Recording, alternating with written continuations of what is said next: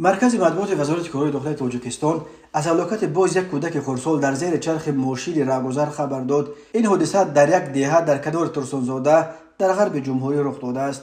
بنا به اطلاعی نشر شده نیمه دوم روز 11 ایون سال 2023 تخمینا ساعت 17:00 دقیقه راننده افت-ماشین تمغه اوپل استرا یوسفوف سفر علی سال تولدش 1968 ساکن شهر ترسانزاده هنگام حرکت در راه اتومبیلگرد دهشان از عهده اداره واسطه نقلیات نبر آمده خردسال نظر و مبینه سال تولدش 2020 ساکن شهر مذکور را پخش نموده است.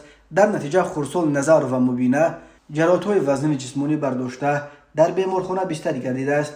پس از یک روز به هلاکت رسیده است. از روی این حادثه تحقیقات ادامه دارد.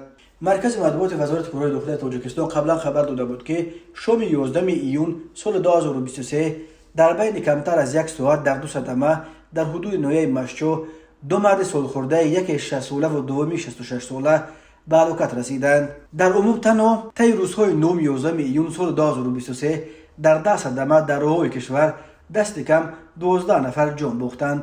راههای تاجیکستان از لحاظ صدمه ها پرخطر به شمار می روند. تنها در ماه سال جاری بنا به حساب ها بر اثر صدمه ها در راههای جمهوری تا 40 نفر به هلاکت رسیده.